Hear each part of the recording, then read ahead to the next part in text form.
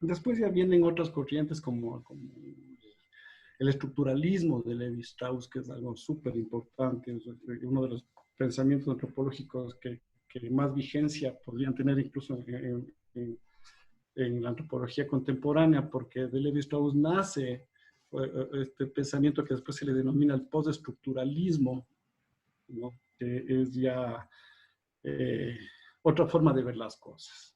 Pero yo quiero llegar con esto para hacer primero un panorama de la antropología a los años 80 del siglo XX, porque ahí ocurre algo muy, muy particular. O sea, durante todo el siglo XX, en la antropología, tanto en Estados Unidos como en Europa, los antropólogos, tenían como objeto de estudio el otro étnico. Ujú. Ese era el paradigma de la antropología, el otro, ¿no?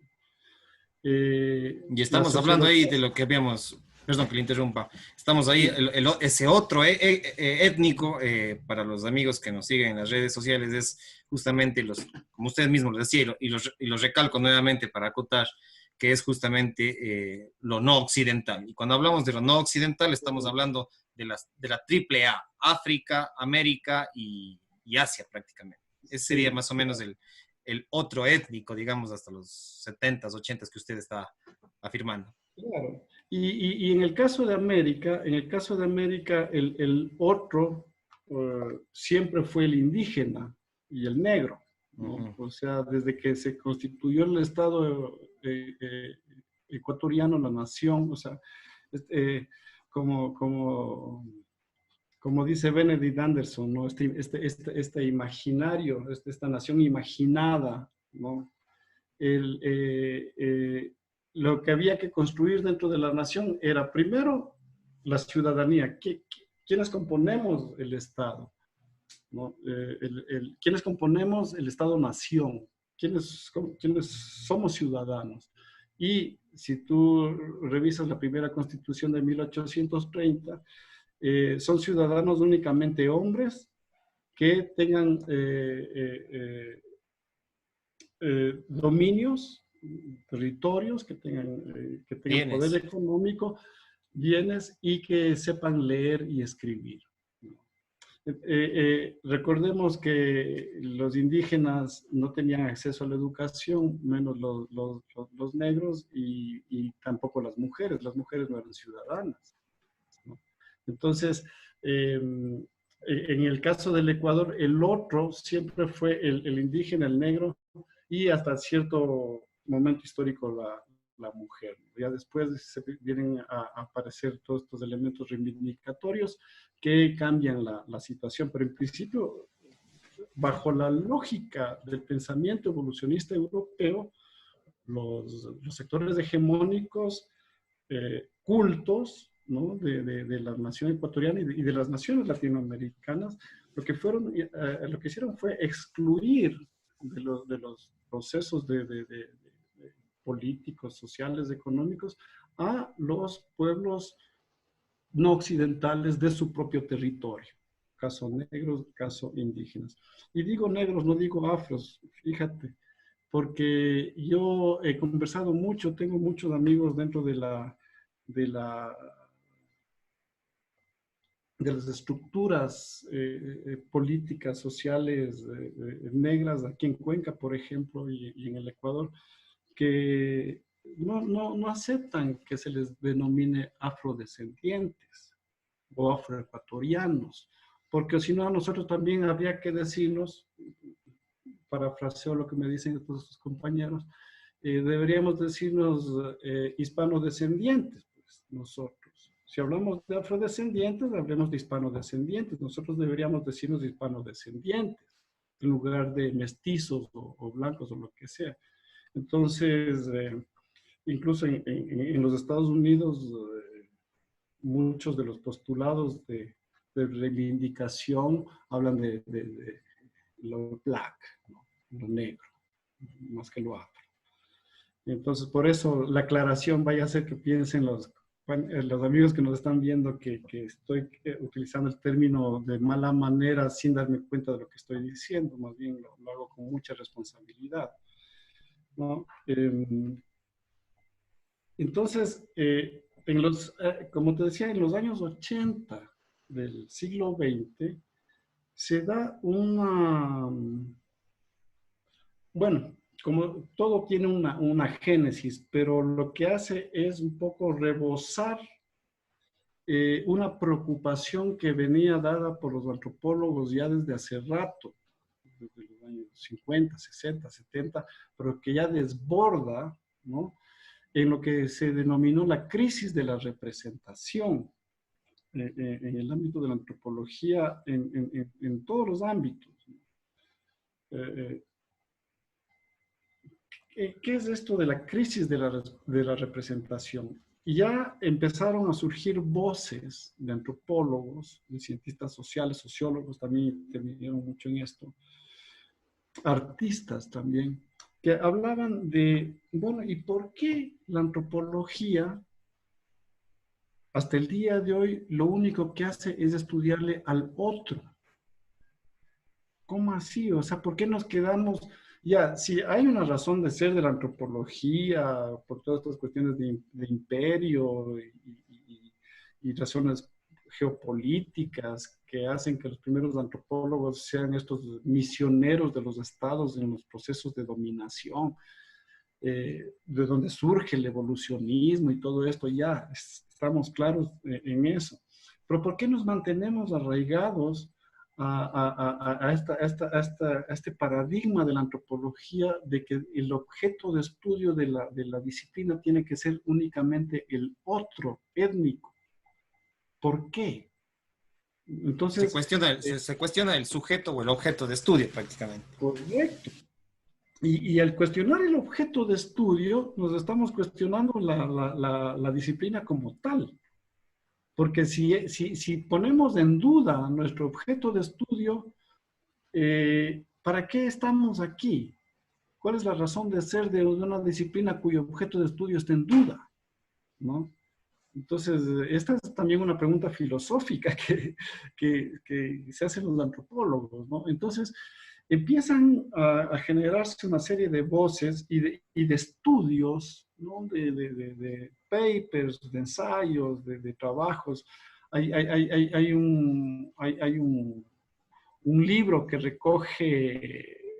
recoge mucho de este pensamiento, que es yo creo que es un libro icónico que todo antropólogo o cientista social debería leer. Lamentablemente está únicamente en inglés, espero que algún rato se pueda pasar al español, que se llama Written Culture, ¿no? Que es un libro justamente donde diferentes autores, Marcus, James Clifford y otros más, no recuerdo los nombres, eh, justamente se cuestionan esto, pero no es una cuestión de cuestionarse nada más. Eso es algo muy interesante que sucede en los 80, ¿no? Que al cuestionamiento le ponen una solución, una suerte de prueba, de decir, miren, o sea, esto podemos hacer los antropólogos también, esto podemos estudiar. Empiezan a aparecer, por ejemplo, trabajos sobre el holocausto nazi, ¿no?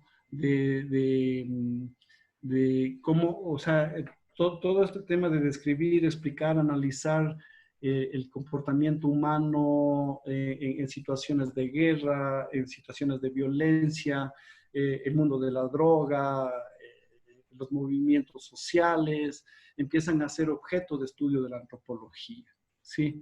Entonces, y aparecen trabajos, pero sumamente importantes. Solo por darte el ejemplo de un estudio, ¿no?, el estudio de James Clifford. Como hablábamos, ¿no? O sea, los pueblos occidentales civilizados, los pueblos no occidentales incivilizados, salvajes. James Clifford hace un estudio y fíjate que el objeto de estudio de Clifford en este caso fue una exposición que se realizó en el Museo de Arte Moderno de Nueva York. O sea, ni siquiera era eh, un grupo o una comunidad o una situación social específica, sino era una, una exposición en el MoMA de Nueva York. Eh, y es un trabajo fantástico que lo hace justamente eh, haciendo ese cuestionamiento de que nosotros podemos estudiar otras cosas los antropólogos. En su trabajo, Clifford, uno de los aspectos digamos, que desembocan de su trabajo es que los artistas europeos fueron quienes abrieron la trocha, abrieron el camino para entender que este otro, al cual le denominamos salvaje, es un sujeto complejo como lo somos nosotros. Es un sujeto con un pensamiento complejo, con un pensamiento incluso con una epistemología propia, lo que ahora es uno de los postulados del postestructuralismo, ¿no? O sea, que todos los pueblos tienen su propia epistemología, su propia forma de ciencia. Por ejemplo, nosotros estudiábamos las epistemologías del sur, como se llama simbólicamente, de Boaventura de Sousa Santos, por ejemplo. Sí, justamente él es uno de los grandes pensadores postestructuralistas, junto con Viveiros de Castro. Fíjate que Brasil en eso tuvo mucho que ver, pero por influencia de Levi Strauss, porque Levi Strauss hizo su trabajo de campo en el Brasil. Por eso es que el postestructuralismo tuvo mucha fuerza en el Brasil. Viveiros de Castro es otro monstruo de este pensamiento, ¿no? de postestructuralista. Pero, y James Clifford lo que hace es analizar el arte moderno, ¿no? Y claro, dice, el modernismo en el arte no nace de que los artistas modernos, hablo de Picasso, Kandinsky, Miró y compañía, ¿no? Se les ocurrió de construir la realidad y transformarle en otro tipo de imagen, de estética. Porque antes del modernismo, en el arte, todo nos llevaba a lo real. Un cuadro era un paisaje, o sea, y veías las montañas, veías, o sea, incluso hay hasta el hiperrealismo, que es casi una fotografía, ¿no? O sea, el retrato, el bodegón, todo esto, con la incursión que hubo desde el renacimiento de la perspectiva, la realidad se hizo mucho más prolija, ¿no? Y el arte era eso, hasta antes del modernismo. El modernismo lo que hace es coger la realidad, coger este elemento real, tirarle al piso y reconstruirlo, pero más bien dentro de una deconstrucción, o sea, no hacer el mismo con los pedazos, sino hacer otra cosa. Entonces, chao realidad, ¿no? Chao realidad del arte a partir del modernismo. Y este paso al modernismo, según lo demuestra Clifford a través de su análisis antropológico, viene dado del interés que ponen estos artistas de los primeros años del siglo XX en los objetos tribales africanos, por ejemplo, en los objetos etnográficos de los pueblos no occidentales. Una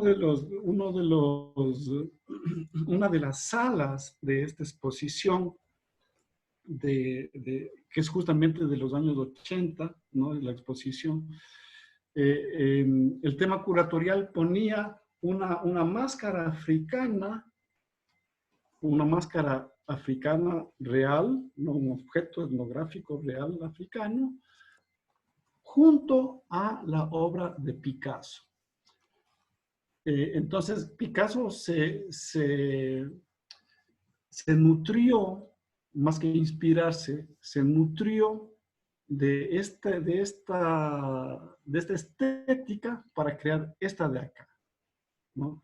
Y a través de ese ejercicio nace el arte, el modernismo en el arte. Fíjate la importancia de poder decir este tipo de cosas, o sea, que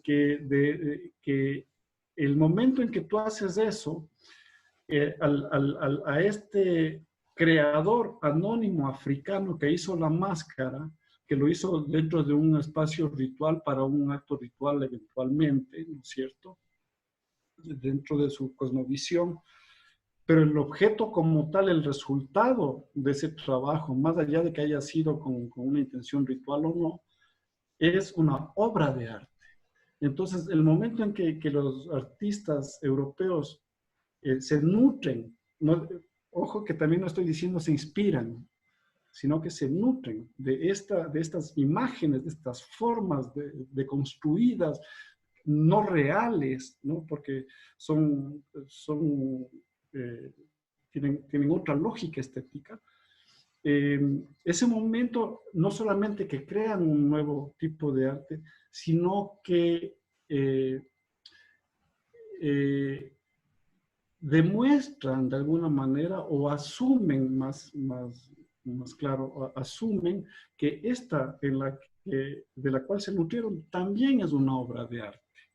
Entonces, el postular que los pueblos orientales, no occidentales, tienen arte y arte de altísima calidad, ya es un inicio. Para después pensar en que estos pueblos, aparte de tener, esto también tienen epistemología.